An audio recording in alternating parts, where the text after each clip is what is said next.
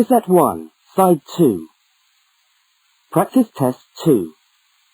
You will hear a number of different recordings, and you will have to answer questions on what you hear. There will be time for you to read the instructions and questions, and you will have a chance to check your work. All the recordings will be played once only. The test is in 4 sections. Write all your answers in the listening question booklet.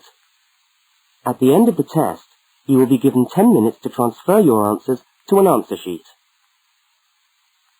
Now turn to section 1 of your question booklet.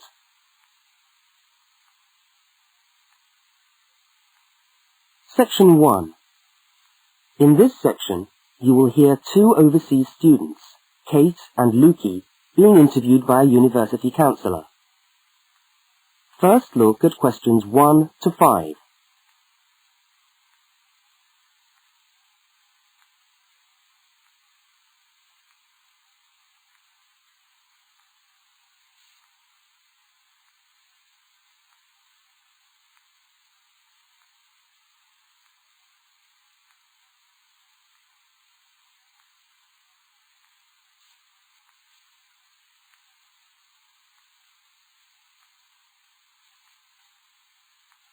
You will see that there is an example which has been done for you. On this occasion only, the conversation relating to the example will be played first.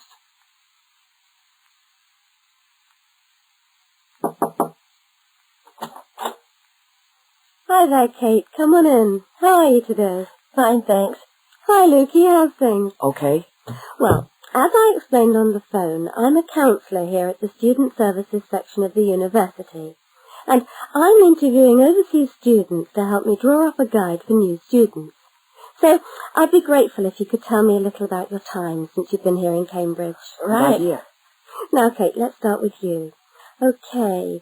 This is your 2nd semester, isn't it? Could you tell us something about your first impressions of the town when you arrived? Yeah. Well, first of all, I was struck by how quiet it is here in the evening.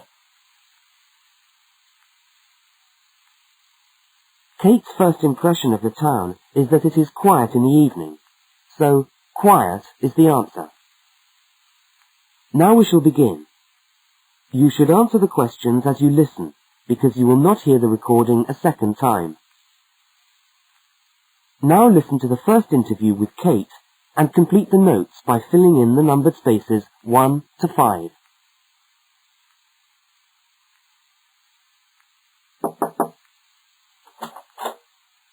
Hi there, Kate. Come on in. How are you today? Fine, thanks. Hi, Lukey. How's things? Okay. Well, as I explained on the phone, I'm a counsellor here at the Student Services section of the university. And I'm interviewing overseas students to help me draw up a guide for new students. So I'd be grateful if you could tell me a little about your time since you've been here in Cambridge. Right. Yeah. Now, Kate, let's start with you. Okay. This is your 2nd semester, isn't it? Could you tell us something about your first impressions of the town when you arrived? Yeah. Well, first of all, I was struck by how quiet it is here in the evening. Yeah, I suppose Cambridge is a quiet place. Where did you live when you first arrived? Well, I went straight into student accommodation. It was a kind of student hostel. Ah, right. So, you didn't have to worry about doing your own cooking or anything like that? No, but sometimes I wished I had. The food at the hostel was awful. Oh, dear. But how were the other students? To be honest, I haven't managed to make many friends, even though the place is full. People seem to keep to themselves. They're not really very friendly. Oh, I'm sorry to hear that. Well, what about the actual course? You're studying, I'm doing a master's by coursework in environmental studies. Oh, right. And how are you finding that? Yeah, well, it's been pretty good, really. I've enjoyed the course, but I feel there hasn't been enough contact with the lecturers. Oh. They all seem to be incredibly busy. The only chance I've really had to talk to them was on the field trip. Well, that's no good. Mm-mm. Could anything be done to improve the course, in your opinion? Well, I think it would be helpful to have meetings with lecturers on the course. say once a fortnight, something like that. Regular meetings. Yes, that could certainly help. Now, Kate, we'll come back to you in a minute, but I'd just like to ask Lukey some questions. Before they continue the interview, look at questions 6 to 10.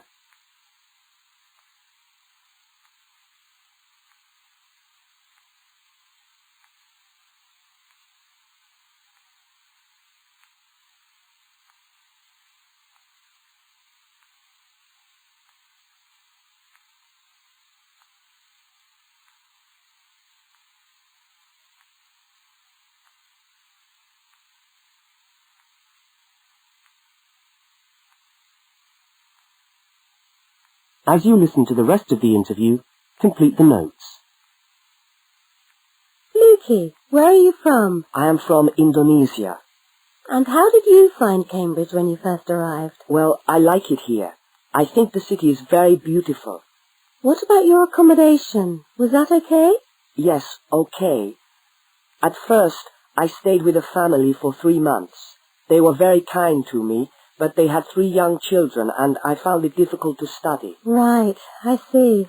So after 3 months, I moved out, and now I live with 2 other students in a student house. It's much cheaper and we like it there. Good.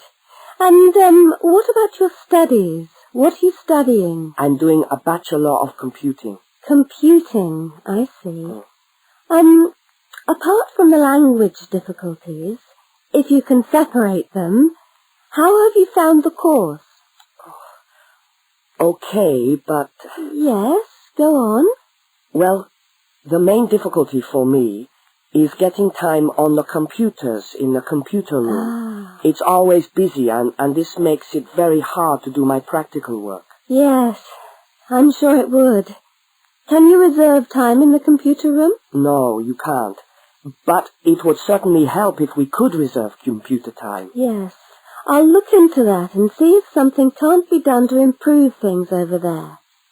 Now, let's go back to Kate. That is the end of section 1. You now have half a minute to check your answers.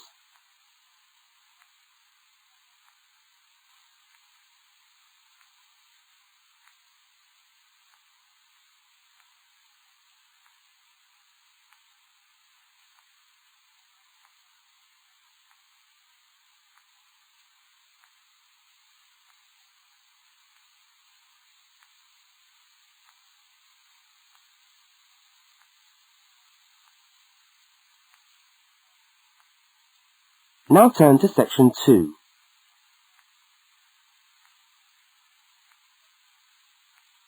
Section 2. You are going to hear a radio talk about buying a bicycle. First, you have some time to look at questions 11 to 20.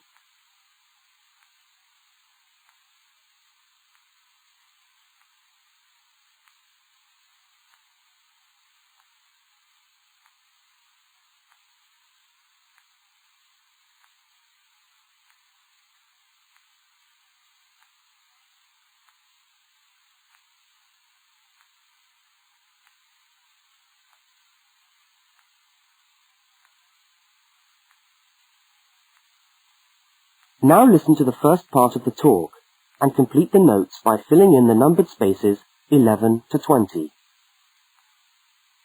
Well, last week we talked about buying camping equipment, and today I'd like to talk to you about buying a bicycle. A simple enough exercise, you might imagine, but there are lots of things to look out for to make sure you get the best deal for your money. Well, the range of bicycles is enormous. There are racing bikes, touring bikes, mountain bikes, or just plain ordinary bikes for riding around town. They vary enormously in 2 basic ways: price and quality. This means that the choice you make will probably be determined by the amount of money you want to pay, your own personal needs, what is actually available, or a compromise of all 3 things. However, in broad terms, you can spend anything from $50 to $2,000 on a bike, so you'll need to know what you're looking for. Single-speed cycles, that is bikes with no gears, are really only suited to short, casual rides. Their attraction is their simplicity and reliability. After years of neglect, they still manage to function, though not always too efficiently. If it's basic transport you're after, then you can't go wrong. 3-speed cycles, on the other hand, are all that is really necessary for most town riding, going to the shops and things like that. Like the single-speed bike, they're simple and reliable. If you are going to be going up and down lots of hills, then you'll probably want something more efficient. 5 and 10-speed bicycles are best suited to riding over long distances or hilly terrain and to serious touring. So if it's serious touring you're interested in, get a 5 or 10-speed bike. However, it's worth remembering that the difference in price between a 5 and 10-speed cycle is usually very little, and so it's well worth paying that little bit extra to get the 10-speed one. So I would tend to recommend the 10-speed bike as the price is similar. However, you'll be getting better quality components. Now the next thing we need to look at is size. Buying a cycle is like buying clothes. First of all you find the right size and then you try it on to see if it fits. Contrary to what you might imagine, the size of the cycle is not determined by the size of the wheels, except in children's cycles, but by the size of the frame. So you'll need to measure the length of your legs and arms to get a frame that is the right size for you. Well, that's all from Helpful Hints for today. That is the end of section 2. You now have half a minute to check your answers.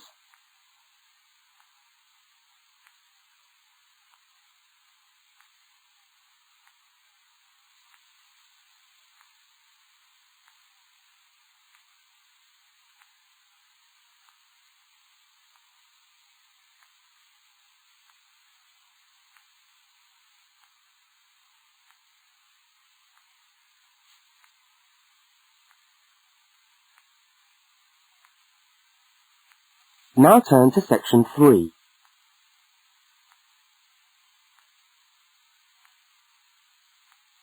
Section 3. In this section, you will hear a conversation between 2 students, Fiona and Martin, talking about a tutorial topic. First, look at questions 21 to 24.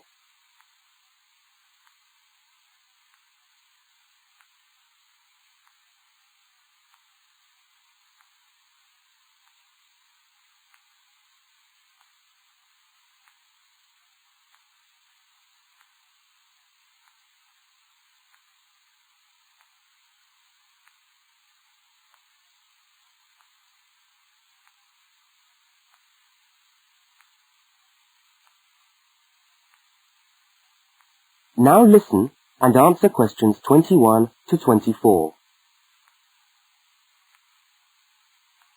Hi there, Martin. How are you going with your Australian Studies tutorial paper? Oh, good. I finished it, actually. Lucky you. What did you do it on? I'm still trying to find an interesting topic. Well, after some consideration, I decided to look at the history of banana growing in Australia. Banana growing? Yeah, banana growing. Fascinating, I'm sure. Well, it's not as boring as you'd think. And I wanted to tie it into the work I've been doing on primary industries and the economy. Anyway, I bet there are a few things you didn't know about bananas. Such as? Such as the fact that bananas were among the first plants ever to be domesticated. Oh, really? Yeah, they're an extremely nourishing food. I suppose you're going to tell me the whole history of banana growing now, aren't you? Well, it'll be a good practice run for my tutorial next week. I'll do the same for you sometime. Okay, fire away. So where were these bananas first domesticated? According to my research, the Cavendish banana, which is a type of banana, and the first type to be cultivated here, actually originated in China, but they had a fairly roundabout route before they got to Australia. You mean they didn't go straight from China to Australia? No, they didn't. It seems that in 1826, bananas were taken from South China to England. I suppose they'd have made a welcome addition to the English diet. Yes, I'm sure. Well, apparently there was an English duke who was particularly fond of bananas, and he used to cultivate them in his hothouse, which is where you have to grow them in England, of course, because of the cool climate. And they became quite popular in the UK. So he was the one responsible for cultivating the Cavendish banana, which was then introduced into Australia. I see, and we've been growing them ever since. Yeah. Now look at questions 25 to 32.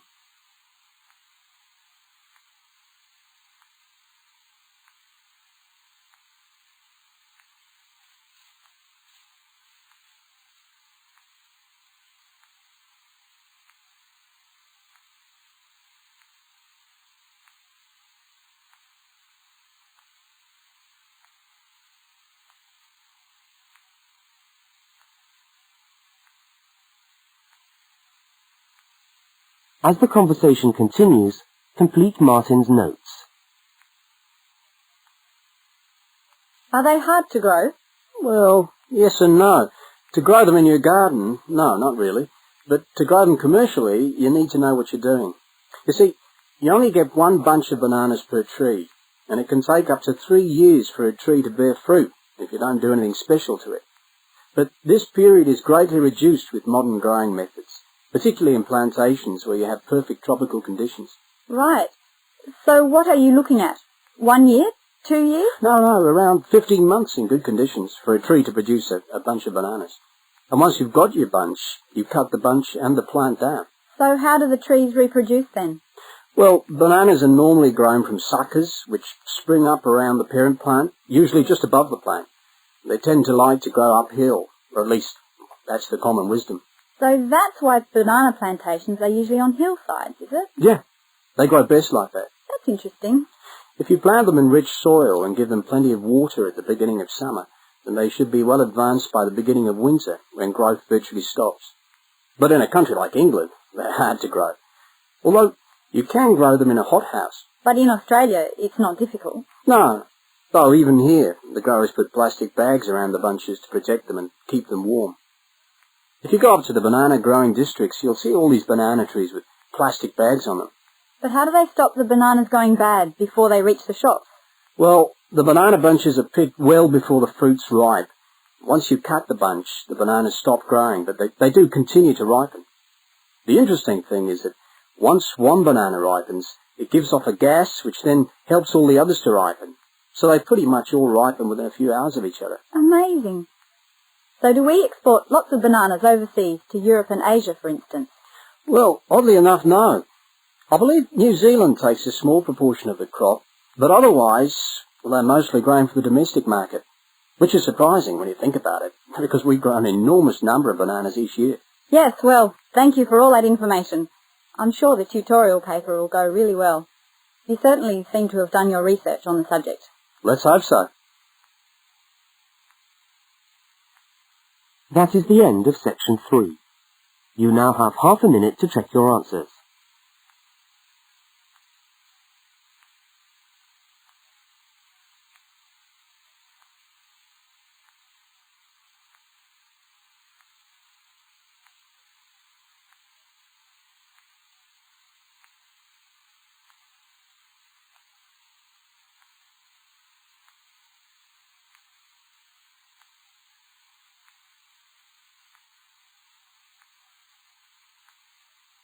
Now turn to section 4.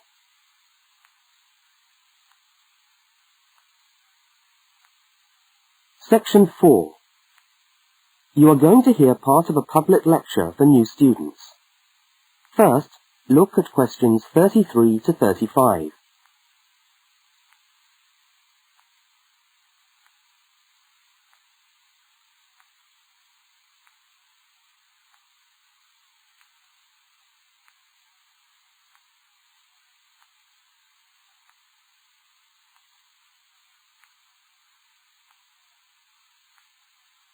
Now listen and answer questions 33 to 35.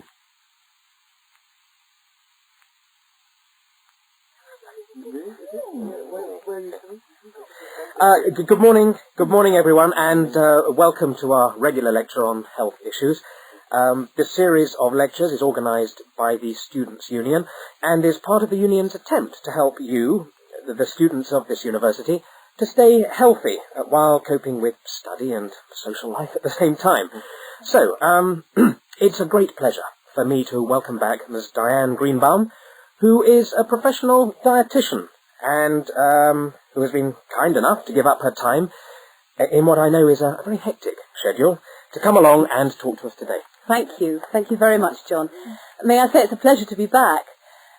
Now, stresses at university, being away from home and having to look after yourselves, learning your way around the campus, all contribute to making it quite hard sometimes to ensure that your diet is adequate. So, today, I'm going to talk about ways of making sure that you eat well, while at the same time staying within your budget.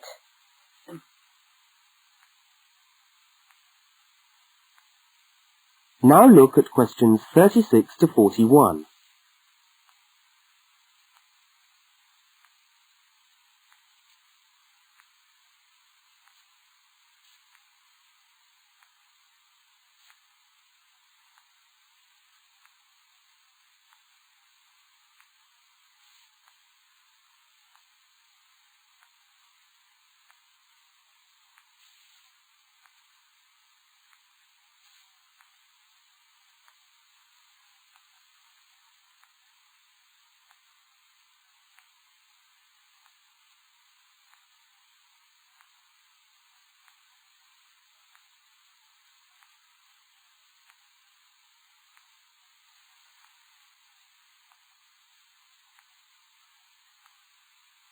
As you listen to the second part of the lecture, complete the notes and diagram in the spaces provided.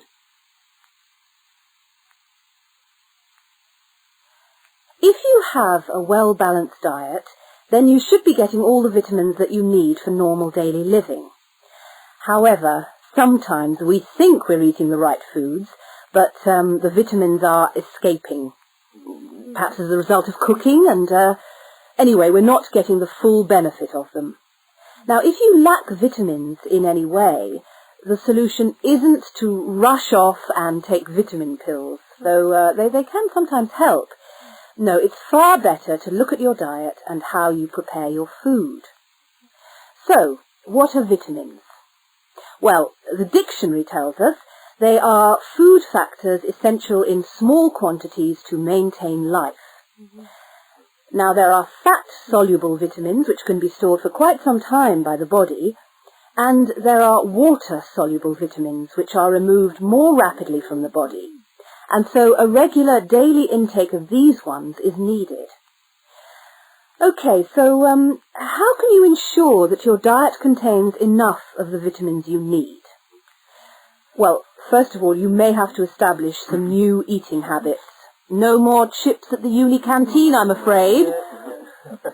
Now, firstly, you must eat a variety of foods. Then you need to ensure that you eat at least 4 servings of fruit and vegetables daily. Now, you'll need to shop 2 or 3 times a week to make sure that they're fresh, and store your vegetables in the fridge or in a cool, dark place. Now, let's just refresh our memories by looking at the healthy diet pyramid. Okay, can you all see that? Good.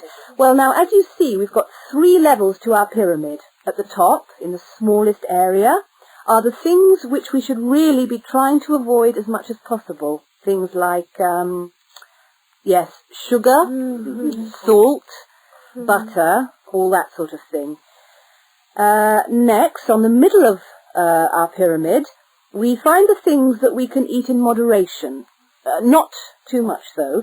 And that's where we find milk, lean meat, fish, nuts, eggs. And then at the bottom of the pyramid are the things that you can eat lots of, because they're the things that are really good for you. Here we have bread, vegetables, and fruit. So, don't lose sight of your healthy diet pyramid when you do your shopping.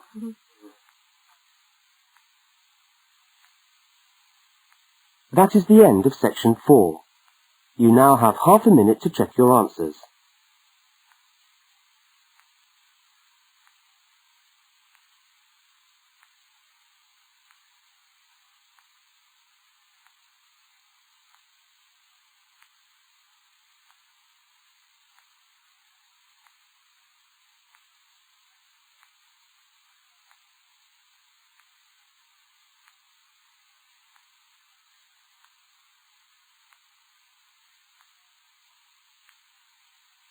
That is the end of the listening test. You now have 10 minutes to transfer your answers to the listening answer sheet.